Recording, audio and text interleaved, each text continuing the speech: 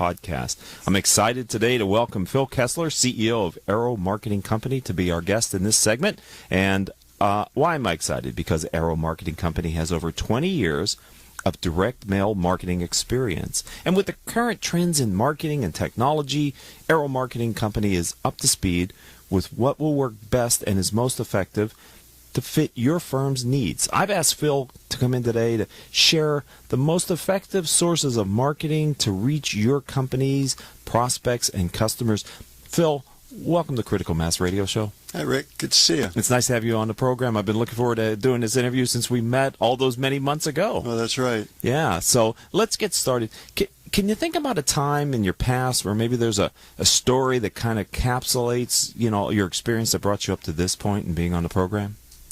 It's interesting, having had over 40 years of business experience, there's lots of stories, but one that kind of resonates with me is the story that I learned about the 5 whys. And it's interesting, when a person asks why 5 times, you get to the real issue. I'll give you an example. We had a manufacturing company. We used to, I had a software manufacturing company. We were the first in the industry to be a software manufacturer for the software industry. Okay. And so one day I go out to the warehouse and I noticed that there's a pile of material that was having to be reworked. So I asked the supervisor, I said, what's going on here? And he said, well, we're delayed on getting this product out, and because of that, we made some mistakes, and we're going to have to rework it. And I said, why did we have a problem getting the product out? Going back to the original issue. Mm-hmm. And he says, well, we didn't get the materials on time. I said, okay, so that's 2. Why didn't we get the materials on time? Well, I don't think they were ordered on time. Well, why weren't they ordered on time? Right.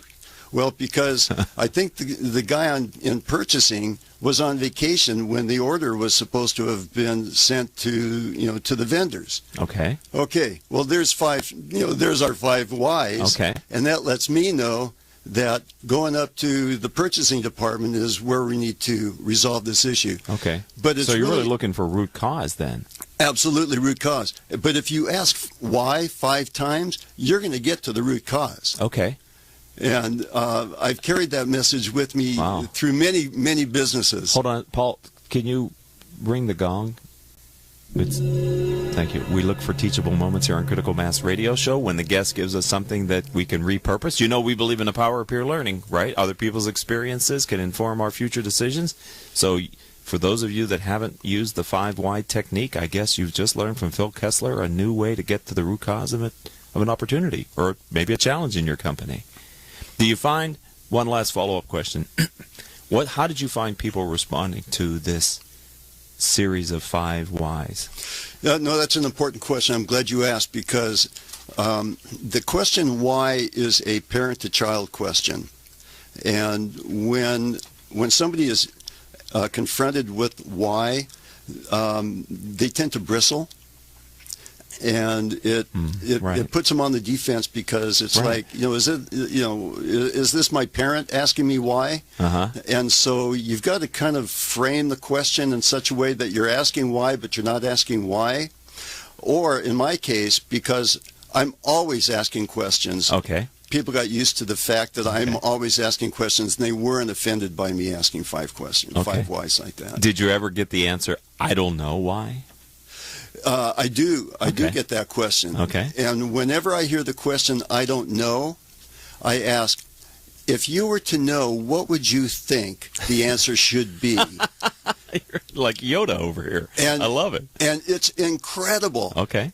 So then they feel safe to give you an opinion. And they're usually very, very upfront with their opinion. Great. And it's an amazing question. So that's another gong, I guess. Yeah, hey, now I get to call the gong shots, not you. Sorry, You're the guest, man. Sorry. Oh, there we go. Now, Paul, you know the rules.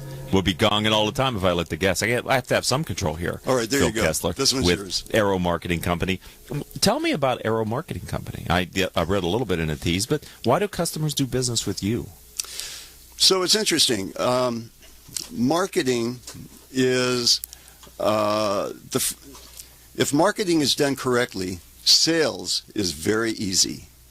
What marketing will do is identify the appropriate customer, find out why that customer might be interested in buying the product or service, figure out how to reach that customer, reach out to that customer, get the customer to respond. When the customer responds, now the salesperson's got better than a warm lead. They've got somebody that's actually contacting them for information. So marketing is a critical first step to really see a successful sales organization. So why use why are companies using Arrow Marketing? Yes. Over the years, and like you said, our team has over 20 years of experience, in the marketing business. And over that course of time, this goes back before the internet was popular, before email marketing was popular. And so we've seen some trends. And what's interesting about the trends that we've seen, and I'm sure many of your listeners have participated in email marketing campaigns, which in the past had been extremely successful. But because it's so saturated now, it's not getting anywhere near the response level that it needs to in order to justify the effort. Right. And email lists are actually more expensive than direct mail lists. Yeah, they are. They're at a premium, aren't they, for the email addresses? Yes. And oftentimes they change very frequently, where a physical address does not change as often. Okay. So what we're doing now is we're going back to the basics, direct mail marketing.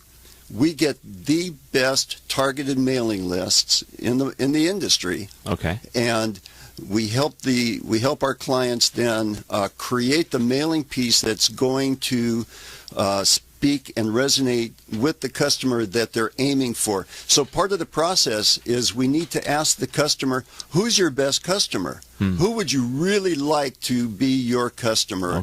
And what characteristics might they have? So it might be age, it might be income level, it might be education, it might be nationality, it might be geography. We've got over 1,000 different selection options that really narrow that list down. So you're not wasting a lot of money on printing and postage, which postage is the most expensive part. Sure. You're zeroing in right on the best possible audience that is going to be interested in buying your product, and that's what we specialize in. Okay. Well, that's interesting, because technology is really giving you an opportunity in direct mail marketing to continue to refine your searches and your criteria and really hone in on the right kind of potential customers for your prospects, it sounds like. You're absolutely right. Back in the day, the resources for that data did not exist. Right. So now with the technology and leveraging that technology to get the information on the data for the targeted customer enables us to then be much more effective with direct mail marketing. Excellent. We're going to take our first commercial break here on Critical Mass Radio Show, Mr. Kessler. When we come back, I wonder if we could, I'd like to ask you about, of all the things you've learned in business, have you developed a guiding principle that you're using to lead and grow Arrow Marketing?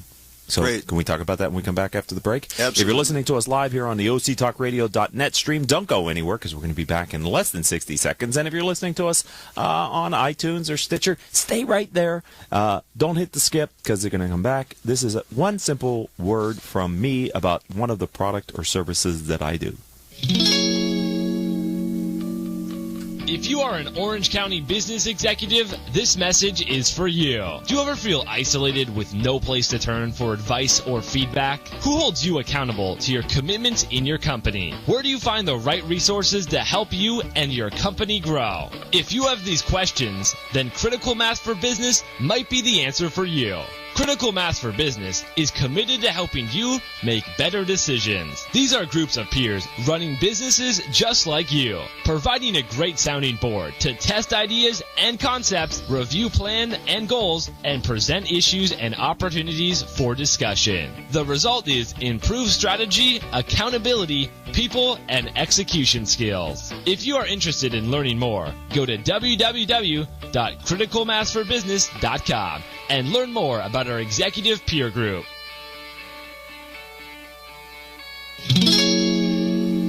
And welcome back to this edition of Critical Mass Radio Show. I am your host, Richard Franzi. All of our shows can be heard anytime on iTunes, Stitcher, Spreaker.com, several hundred former guest websites whose CEOs have appeared on the show. Since we started in 2009, our show's reached several 100,000 listeners through our live stream and our podcast.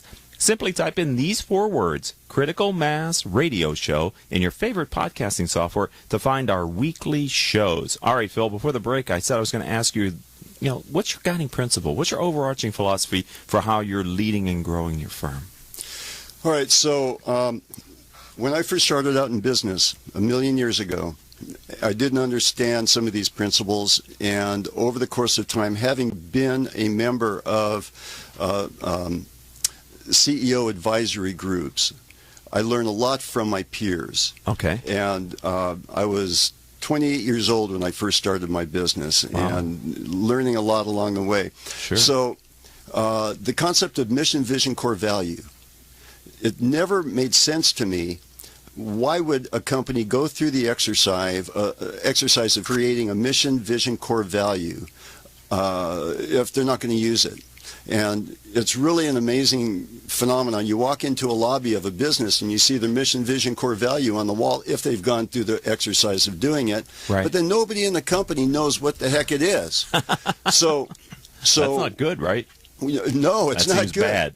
What's cool about mission, vision, core value is everybody, if you do it right, and if you drive that message throughout your organization, it becomes a management tool. So somebody will come to you and say, all right, so what do I do, boss? And then you can ask them, how does that fit with our mission? Mm-hmm. How does that fit with our vision?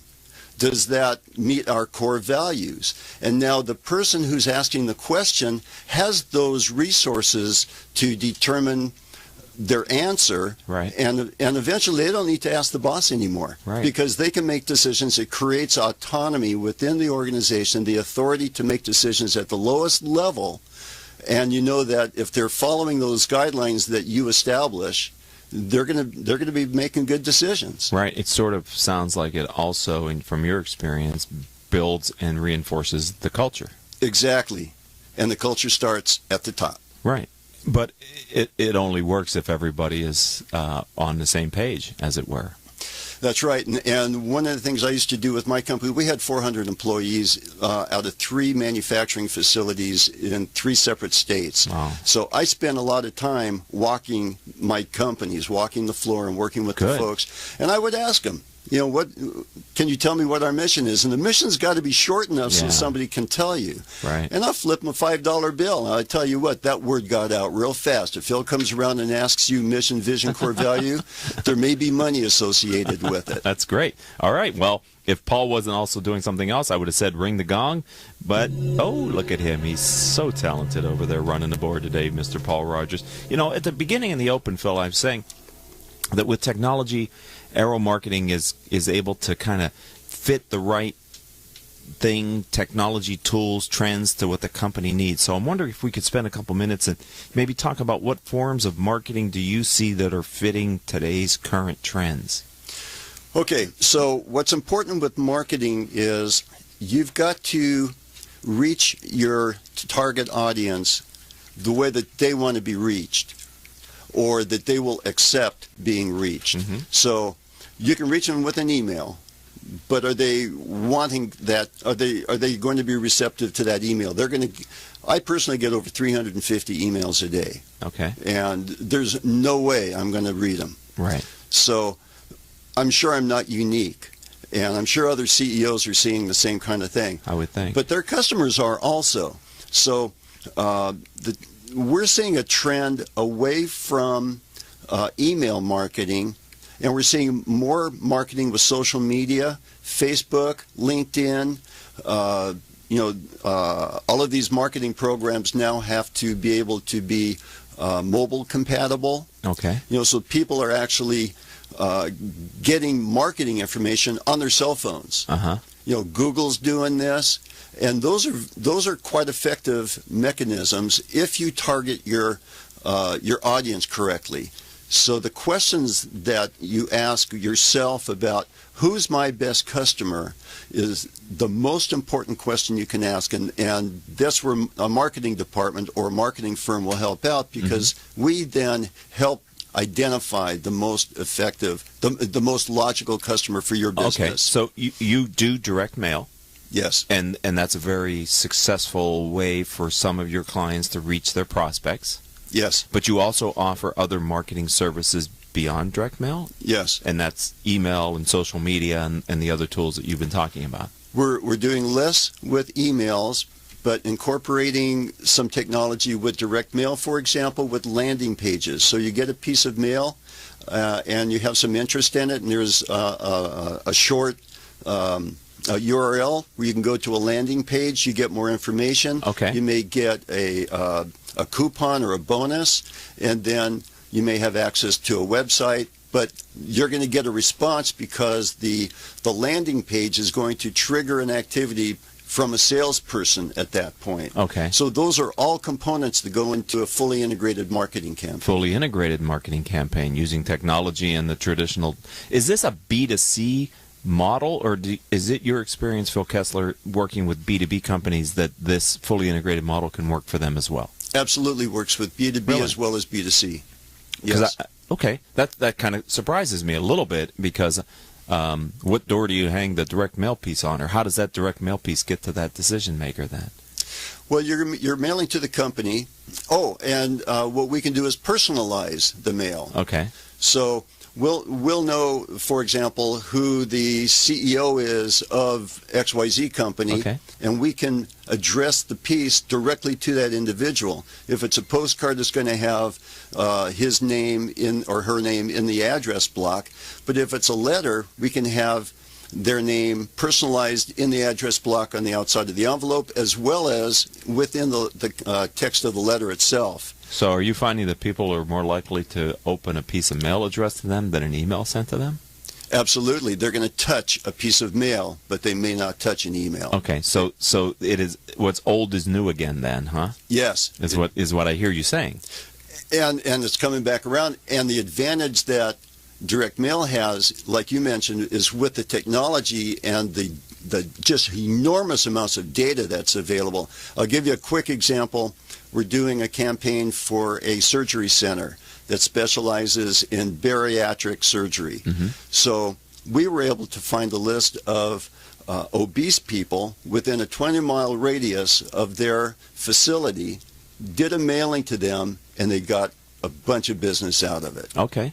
So that's a successful example. Thank you, Phil Kessler. We have a few minutes left here on Critical Mass Radio Show. I'm wondering if you could, you mentioned earlier that you had experience in peer learning environments and you got great value from others' experiences. I'm wondering if there's any one specific time when you were in a peer group in your career where either you directly got advice from a peer that was really helpful, or you observed that process. Maybe you even gave the advice to another peer in one of these confidential meetings. Anything come to mind that you could share with our audience? One's an embarrassment, and I'd be happy to talk about that. I love those. Yeah, please do.